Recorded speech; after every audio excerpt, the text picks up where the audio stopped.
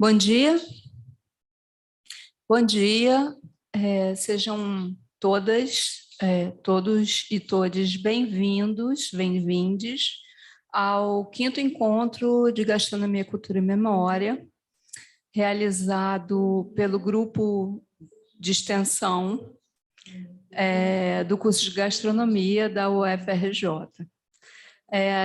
Pedimos desculpas pelo atraso, Rio de Janeiro, chovendo, e o evento sendo um evento presencial e virtual ao mesmo tempo. Tivemos um bocado de trabalho para conseguir realizá-lo. Bom, para quem não me conhece, eu sou a professora do curso de Gastronomia, professora Miriam Melcher, e sou coordenadora do encontro, que é uma atividade de extensão realizada desde 2016. Bom, nesse evento, eu vou tentar me ater ao cronograma que eu mesma propus a mim mesma para não me estender demais. Bom, sobre o histórico do evento, o quinto encontro de Gastronomia, Cultura e Memória é um evento de extensão que originalmente foi criado para divulgar as pesquisas e interesses temáticos das pessoas, profissionais e alunos que trabalhavam no projeto de extensão Pirapoca, o milho e a memória indígena na cultura alimentar brasileira. Criado em 2014, o Pirapoca visou divulgar e valorizar o milho nativo e as tradições dos povos indígenas brasileiros. Ao inventar modos de pensar a memória social e a cultura no campo da gastronomia, o Pirapoca deu origem a novos produtos e ações, tais como o campo de estudos em gastronomia, cultura e memória, que é esse que vos fala através de mim nesse evento. Dentre as atividades que já desenvolvemos, podemos listar o plantio experimental do milho e as oficinas lúdicas e artistas em escolas da rede pública.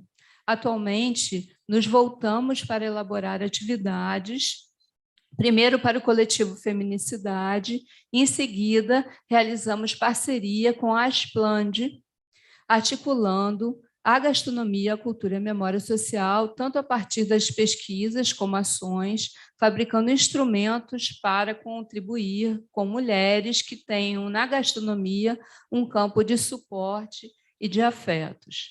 Sobre os temas de nossos encontros, vale acrescentar a escolha deles é sempre realizada pelo público ao final de cada evento. Então, isso vai acontecer também hoje, e no final do evento nós vamos propor pelo menos 3 temas para o próximo evento e temas que vão ser escolhidos pelo público. O tema desse evento, inclusive, é o tema sobre a gastronomia popular, foi escolhido no nosso último evento online, que realizamos em 2020. Foi assim que, nos 4 encontros anteriores, apresentamos discussões em torno da cultura brasileira do milho, das cerimônias, das cerâmicas, potes e vasilhames, dos açúcares e do feijão, arroz e farinha. Nossos eventos ocorrem a cada 2 anos e entre os produtos gerados estão a edição de livros em versões impressas e virtuais, contendo os temas das palestras. Ainda, por ser um evento científico, reunimos em nossos anais os resumos expandidos, colaborando com o aprofundamento da pesquisa e conhecimentos gerados em todo o Brasil. Nossas publicações podem ser acessadas e baixadas através do nosso site gcmgastronomia.ufrj.br. Os objetos desse encontro incluem o diálogo com a sociedade, a criação de fontes de conhecimentos que possam contribuir para políticas de valorização dos alimentos brasileiros, seus artefatos, rituais e tradições, bem como dos profissionais gastrônomos, dos trabalhadores rurais, das populações e povos vulneráveis, e da cultura alimentar brasileira. Buscamos propiciar o intercâmbio, a interdisciplinariedade e a transdisciplinaridade entre os campos de saberes que resultem na formulação de novos conhecimentos para o campo de estudos em gastronomia. Este 5º Encontro de Gastronomia, Cultura e Memória acontece em parceria com a 5ª Semana Acadêmica da Gastronomia, cuja coordenadora está presente aqui conosco, professora Ceci Santiago, que é também coordenadora do curso de Gastronomia da UFRJ. O evento será realizado no formato híbrido. Nesse primeiro dia, então, teremos mesas redondas e palestras no formato presencial e também virtual. Já no segundo dia, ocorrem as apresentações de trabalhos acadêmicos nas nossas salas virtuais, e a realização do evento será mediada pela plataforma Iventri e também pelo nosso YouTube. Para quem está nos assistindo, vocês também podem procurar o nosso canal GCM, Gastronomia, Cultura e Memória, para poder assistir às palestras que ficarão gravadas. Bem, o nosso, podemos passar aqui para falar um pouquinho do trabalho que nós estamos realizando, que é o trabalho da cartilha.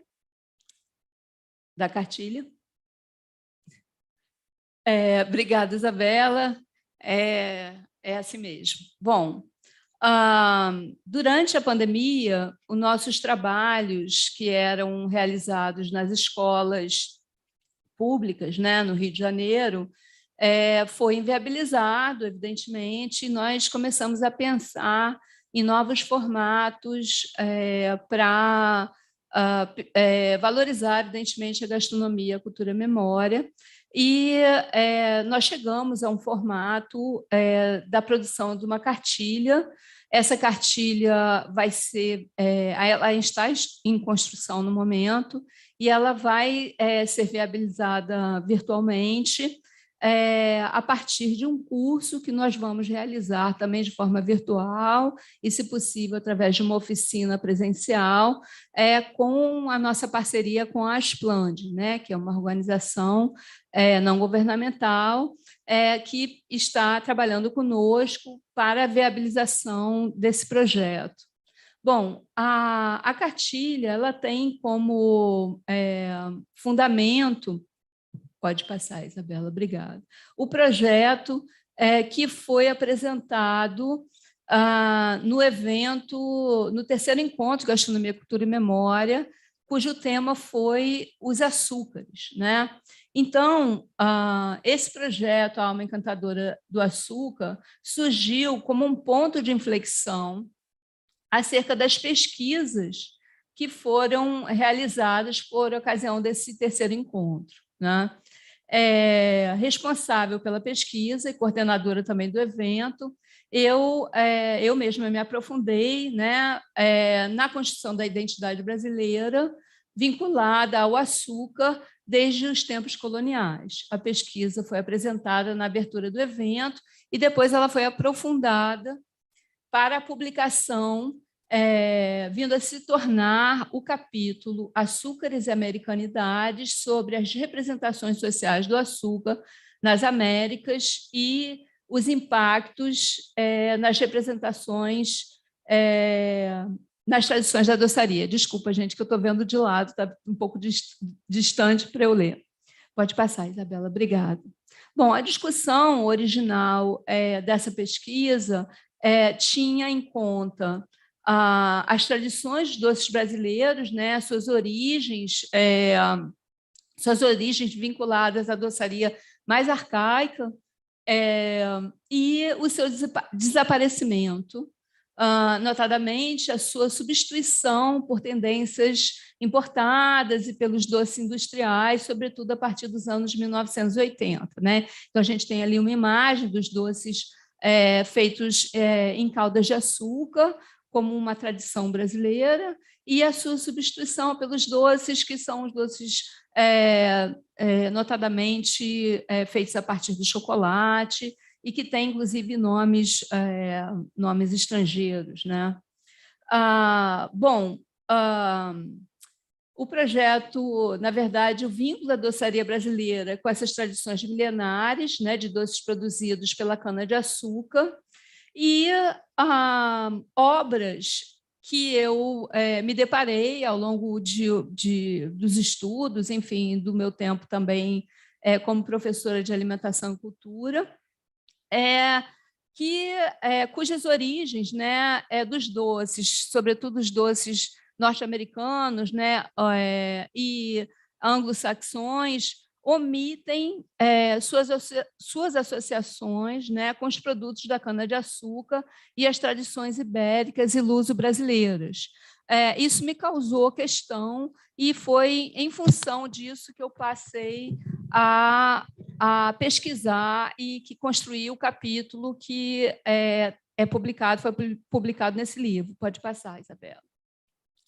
Bom, o nome genérico açúcar, então, um dos achados da pesquisa é a problemática desse nome genérico açúcar, que acumula muitos produtos que não têm qualquer origem comum com o açúcar da cana-de-açúcar, né? Então, criando aí uma certa confusão e uma representação, e várias representações muito negativas acerca do açúcar, né?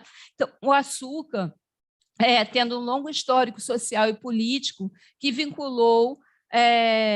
o vinculou a um alimento-produto negativo, né? Então, desde o seu uso por práticas de extinção sociais, até como causador de vícios, compulsões, doenças, e como meio de discriminação social individual, conforme ocorre hoje. Então, eu selecionei e encontrei uma série de artigos que tratavam o açúcar de uma maneira bastante negativa, inclusive imputando às mulheres que trabalham com doces no Brasil e nas periferias brasileiras como sendo culpadas de terem se associado à produção do açúcar e à produção de doces artificiais, como é o caso, por exemplo, de mulheres que trabalham na periferia de Pernambuco. Foi um artigo publicado pelo New York Times, no qual os jornalistas fazem menção e culpabilizam essas mulheres por elas terem se associado à Nestlé, né? Então,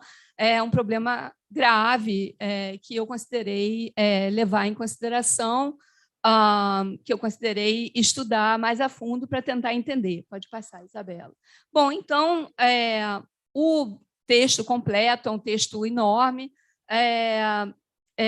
que eu não tenho como falar dele nesse momento, mas eu utilizei algumas obras, né? E essas obras, como no caso da obra de uma artista afro-americana, né? De origem africana, nos Estados Unidos, que trabalhou, por exemplo, numa refinaria que estava sendo demolida nos Estados Unidos, que se chamava Uma Sutileza, ou Meu Docinho, Minha Querida, né? Mostrando a relação das mulheres, como que as mulheres, sobretudo as mulheres de origem afro, foram utilizadas nas plantações de açúcar e que também como que elas foram violentadas de maneiras variadas, né? Um trabalho que também é bastante parecido, que indaga as mesmas questões sobre a cultura do açúcar no Brasil, é do nosso artista brasileiro, o Tiago Santana, que também discute a problemática no recôncavo baiano, né, da produção do açúcar e dos povos afrodescendentes brasileiros que estão vinculados a uma cultura violenta, né, que foi a cultura da plantação da cana-de-açúcar. Pode passar, obrigada. Bom, tanto um artista quanto o outro, né, em seus processos artísticos, eles investigam alguma das violências, então, e tensões psicossociais, econômicas, políticas e culturais associadas à construção das identidades étnicas nas Américas a partir das práticas de exploração coloniais iniciadas com as plantações da cana-de-açúcar, dependentes da importação forçada de mão de obra de povos provenientes do continente africano, né? Então, a pesquisa trouxe à tona algumas conclusões acerca da cultura do açúcar, entre elas, né, eu listei aqui a não constituição de uma obviedade que as periferias possam resistir facilmente às forças impostas pelos modelos hegemônicos, né? Até porque as bases do sistema mundo, e aí eu consultei os sociólogos Manuel Wallenstein e Aníbal Quijano, né, que trabalham com a decolonialidade, que estão apoiadas em contradições onde não são conformadas as dependências, né, onde são conformadas, desculpe, as dependências das identidades periféricas. A absorção de modas, né, então, como eu mencionei inicialmente, de doces feitos de chocolate ou com nomenclaturas estrangeiras, né, é uma parte relevante da nossa identidade periférica e semiperiférica que está sempre em construção. Quando falei em açúcar e americanidades, a gente está tratando dessa questão que é a nossa identidade numa construção contínua, né? Ela não se vincula a uma identidade, como no caso uma identidade europeia, que tem a herança greco-romana ou a própria história da nobreza como uma referência, né? O nosso caso é um caso muito específico da periferia, tá? E também o comer doces é uma prova da nossa identidade arcaica que sobrevive e resiste, né? Os doces adoçam e amaciam a dureza da vida e os discursos e representações negativas, snobs, né, acerca de nossa posição periférica. Então, eu faço aí um projeto, na verdade, um projeto de resistência ao discurso do açúcar como um mau alimento. Pode passar, Isabela.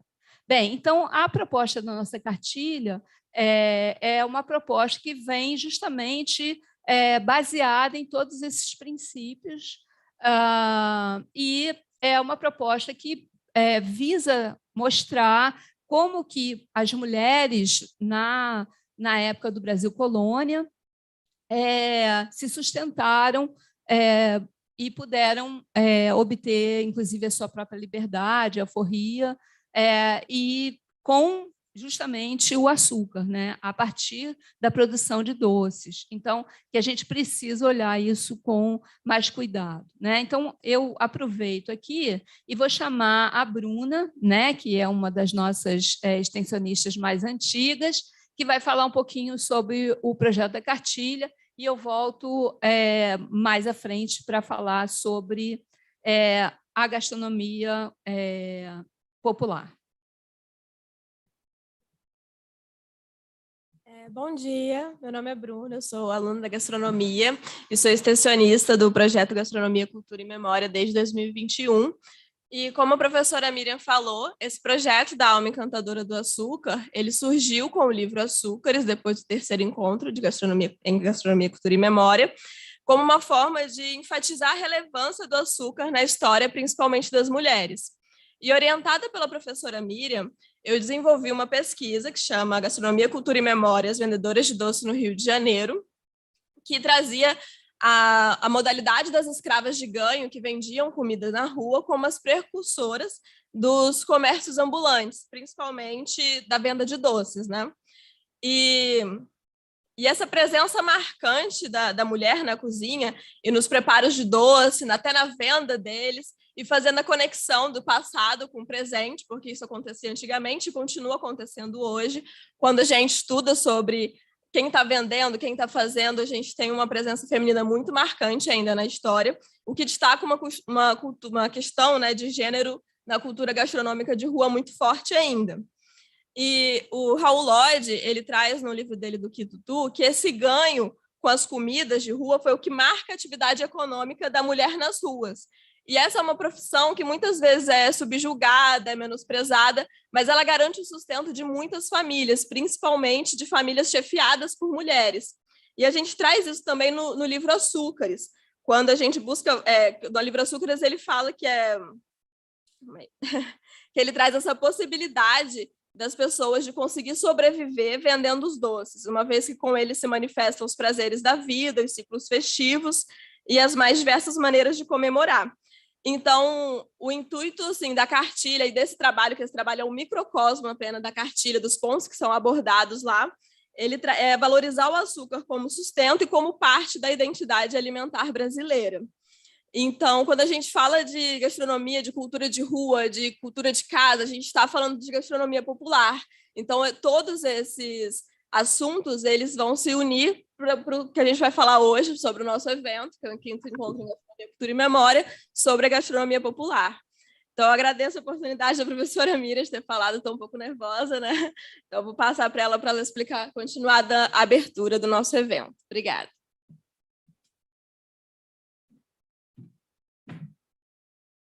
Obrigada, Bruna. Só para vocês terem uma ideia, estamos nos conhecendo presencialmente hoje, tá?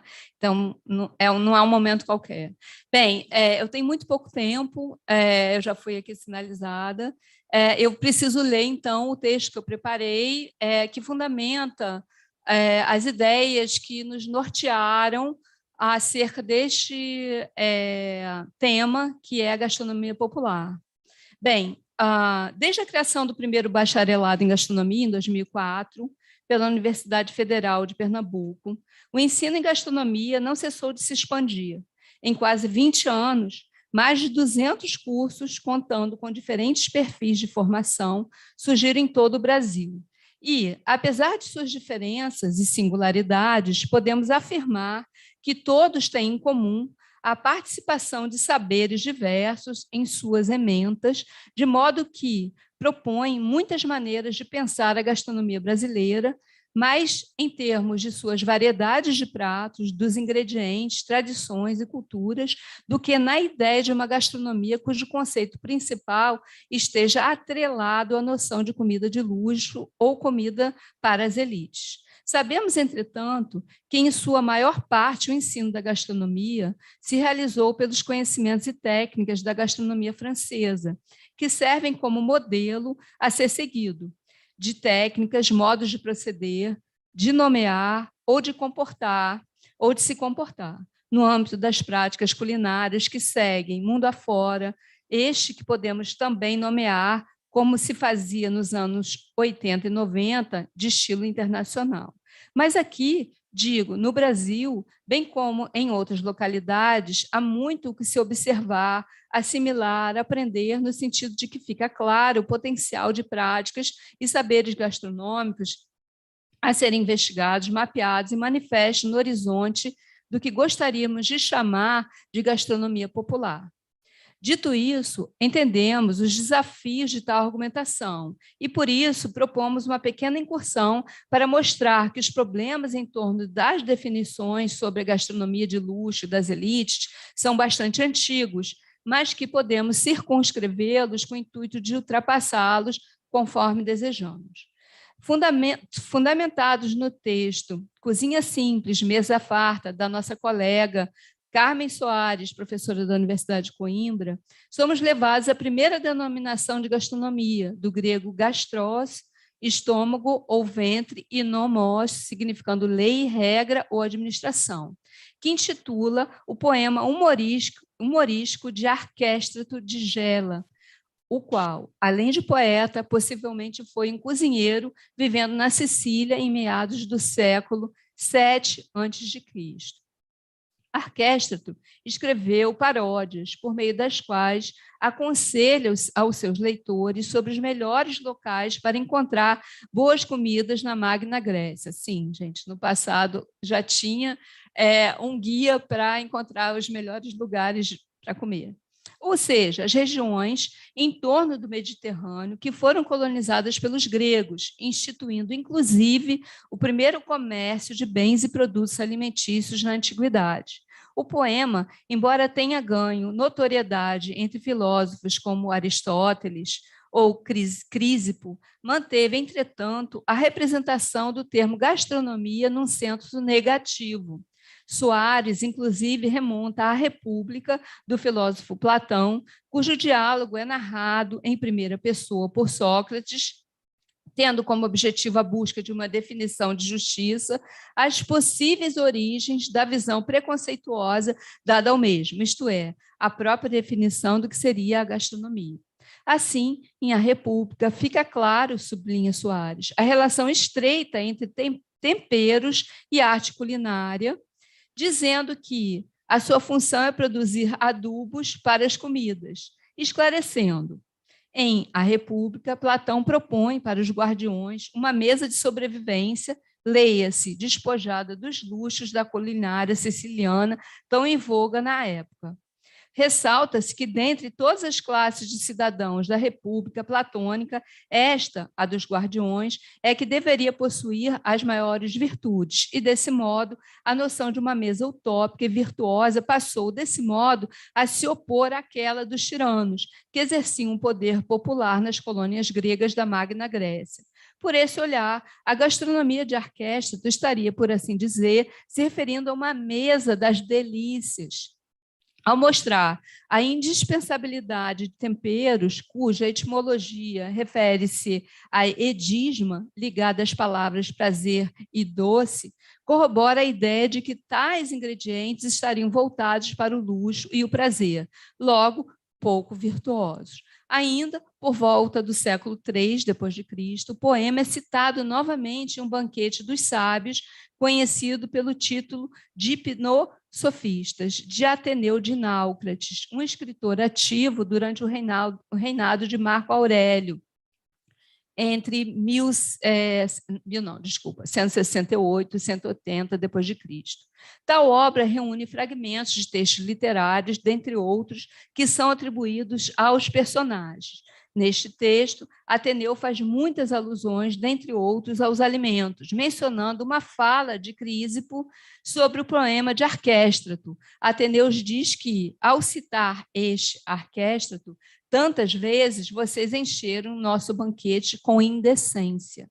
Embora esse fragmento já nos dê uma brevíssima ideia do quanto a gastronomia sofreu preconceitos e que, ademais, não sendo possível aprofundar o tema o quanto gostaríamos, apenas seguiremos os argumentos de Soares em sua observação de que Arquéstrato teria sido, de fato, mal interpretado por uma abordagem preconceituosa de sua obra, baseada em juízos formados previamente por terceiros. Assim, ainda que os fragmentos disponíveis de sua obra sobre a culinária da Magna Grécia tenham sobrevivido mediados por aquela de Ateneu, esses, ao serem analisados com muito cuidado por Soares, mostram, por um lado, que o poeta falava, na verdade, de um padrão de requinte gastronômico, contando com uma vasta variedade de ingredientes para condimentar o mesmo prato.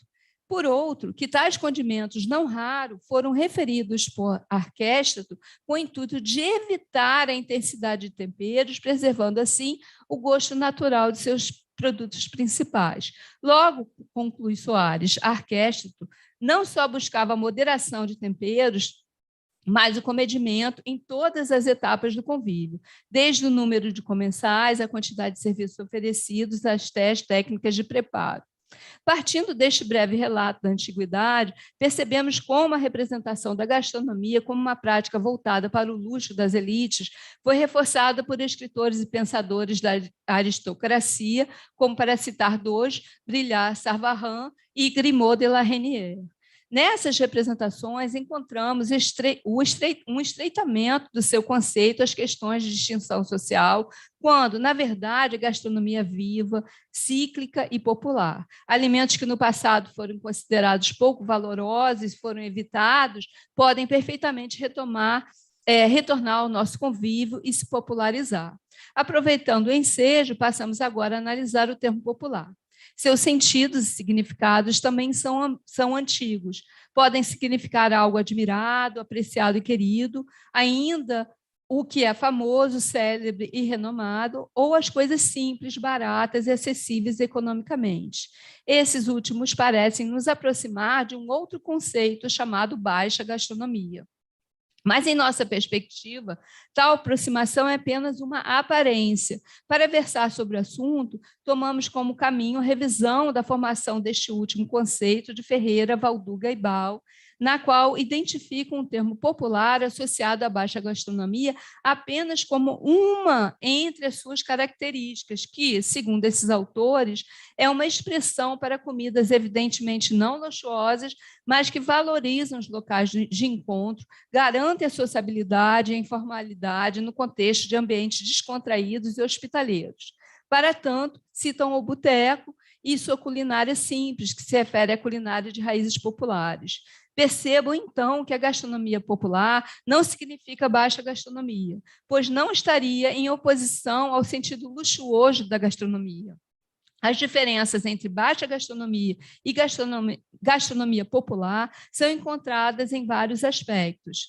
Os pratos populares, por exemplo, não são necessariamente simples, podendo ser até bastante laboriosos. Outro ponto é que a hospitalidade pode estar em todos os estilos gastronômicos. Ainda, os locais de gastronomia luxuosa podem oferecer comidas despretensiosas. Então, a ideia de popular que desejamos usar pode, na verdade, tangenciar os seus próprios significados, como veremos adiante. Raymond Williams explica que o termo tem sua origem no século XVI, no âmbito político e jurídico de ação popular como ação política com todo o povo de base. O significado trazido por Collier, em 1697, define popular como método de cortejar o favor do povo por práticas inapropriadas. Uma mudança de sentido aconteceu no século XIX, quando popular foi considerado sob o ponto de vista do povo e não daqueles que buscavam favor ou poder do mesmo. Mas os sentidos anteriores não morreram, diz Williams. De acordo com ele, o conceito de cultura popular não era identificado pelo povo, mas pelos outros, a alteridade e a diferença, e carregava dois sentidos. O primeiro, tipos de trabalhos inferiores, distintos da imprensa, de qualidade, por exemplo. E, segundo, trabalhos literalmente realizados para ganhar favores, tal como o jornalismo popular ou o entretenimento popular. Só mais tarde chegou o seu senso mais moderno de apreciado por muitas pessoas, sendo que os significados antigos foram sobrepostos aqui.